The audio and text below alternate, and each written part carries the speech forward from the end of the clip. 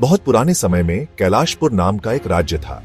वहां हिरण्यकश्यपु नाम का एक बहुत ही शक्तिशाली राक्षस राजा राज करता था। उसने देवताओं को हरा दिया था। उसके बाद अलग अलग राक्षसी रूप धारण कर दुनिया में दहशत फैला रहा था। कठोर दिल और लोहे की मुट्ठी वाला हिरण्यकश्यपु अपने राज्य में रहने वाले सभी लोगों से अपनी पूजा करने की मांग करता था। लेकिन एक चीज थी जो वह काबू नहीं कर पाया, अपना बेटा प्रहलाद। हिरण्यकश्यपु बहुत घमंडी हो गया था। अपार शक्ति पाकर वह खुद को ब्रह्मांड का सर्वोच्च शासक मानने लगा था। हिरण्यकशिपु को यह वरदान मिला था कि उसे कोई भी जीवित प्राणी, मनुष्य, पशु या देवता या दानव नहीं मार सकेगा। उसे यह भी वरदान मिला था कि वह न तो अंदर मारा जा सकेगा, न बाहर, न दिन में, न रात में, और न ही किसी अस्त्र शस्त्र से। प्रहलाद, मेरे बेटे, मुझसे बड़ा कोई नहीं है। मुझे अपना एकमात्र भगवान मानकर मेरी पूजा करो, वरना तुम मारे जाओगे। कोई भी मेरी इच्छा के खिलाफ नहीं जाएगा।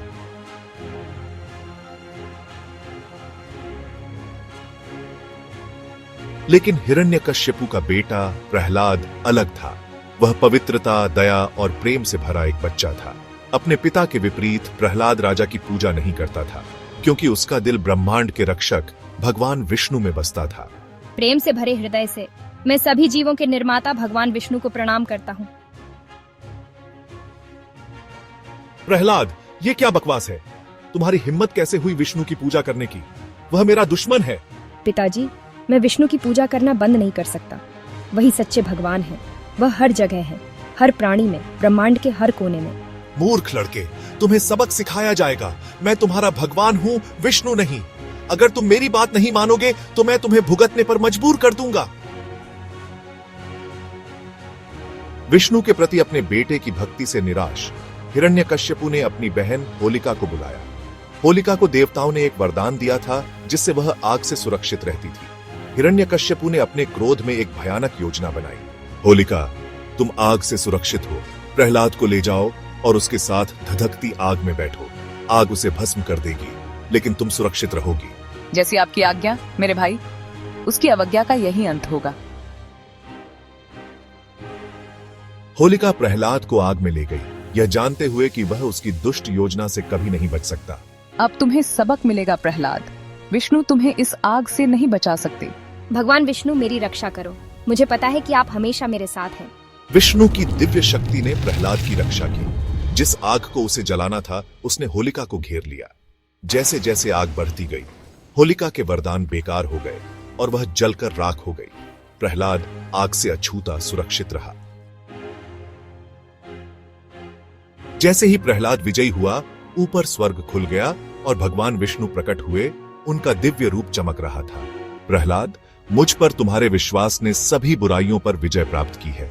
तुमने साबित कर दिया है कि चाहे कितनी भी परीक्षाएं हो या तुम्हारे आसपास कितना भी अंधेरा क्यों ना हो, विश्वास की रोशनी हमेशा तुम्हारी रक्षा करेगी। धन्यवाद भगवान विष्णु।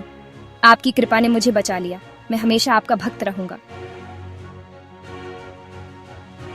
अपनी बहन की विफलता और अपने बेटे की अटूट भक्ति पर क्रोधित हिरण्यकश्यपु विष्णु को चुनौती देता रहा, लेकिन विष्णु का न्याय होना तय था। राजा का समय आ गया था। प्रहलाद, तुम्हारा विष्णु कहाँ है? क्या विष्णु हमारे साथ इस कमरे में मौजूद है? मेरे भगवान हर जगह, हर समय है, कण कण में है। क्या तुम्हारा विष्णु इस खंभे में भी है? हाँ, बिल्कुल है। मैं उन्हें खंभे के बाहर भी और अंदर भी हर जगह देख सकता हूँ। जैसे ही हिरण्यकश्यपु ने खंभे पर लात मारी, विष्णु नरसिंह के रूप में प्रकट हुए, एक भयंकर नरसिंह अवतार। उसने हिरण्यकश्यपु को चंगुल में जकड़ लिया और उसे दरवाजे की चौखट तक घसीट कर ले गया। तो अब विष्णु ने अपना अवतार भेजा है, लेकिन यह रूप भी मुझे नुकसान नहीं पहुंचा सकता। तुम भूल रहे हो कि मेरे वरदान के अनुसार मैं अजय हूं, नारसिंह। मुझे कोई भी नहीं मार सकता। तुम अपने वरदान की बात कर रहे हो, लेकिन ध्यान से सुनो हिरण्यकशिपु। मैं न इंसान हूं न जानवर। मैं नारसिंह हूं, आधी मनुष्य आधी शेर। मैं संध्या समय आया हूं, जब न तो दिन है और न ही रात। तुम न अंदर हो या बाहर, चौखट पर हो।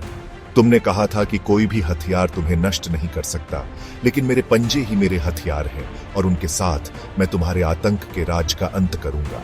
जैसे ही दुष्ट राजा मारा गया और नरसिंह दहाड़े, राक्षस सेना भाग गई। हिरण्यकश्यपु की हार और बुराई के खात्मे के बाद प्रहलाद को कैलाशपुर का राजा बनाया गया। उसने दया, करुणा और विष्णु में अटूट विश्वास के साथ राज किया और पूरे राज्य में शांति और समृद्धि फैलाई। प्रहलाद और होलिका की कहानी हमें सिखाती है कि सच्ची भक्ति और ईश्वर में विश्वास को कभी नष्ट नहीं किया जा सकता। बुराई की ताकतें कितनी भी मजबूत क्यों न लगे, सच्चाई और धार्मिकता का प्रकाश हमेशा अंत में जीतता है। प्रहलाद के अटूट विश्वास ने उसे बचाया और अंत में बुराई का नाश हुआ। जब हम अपने विश्वासों पर दृढ़ रहते हैं और अपने उच्च सत्य के प्रति समर्पित रहते हैं तो हम भी सभी बाधाओं को पार कर सकते हैं। प्रहलाद की तरह हमें हमेशा अपने विश्वास पर अडिग रहना चाहिए, चाहे कितनी भी बड़ी चुनौतियां क्यों ना आए। हम सभी प्रहलाद और होलिका की कहानी को याद रखें, क्योंकि यह केवल एक पुरानी कहानी नहीं है, बल्कि एक कालातीत सबक है कि अच्छाई, सच्चाई और भक्ति में विश्वास हमेशा हमें जीत की ओर ले जाएगा।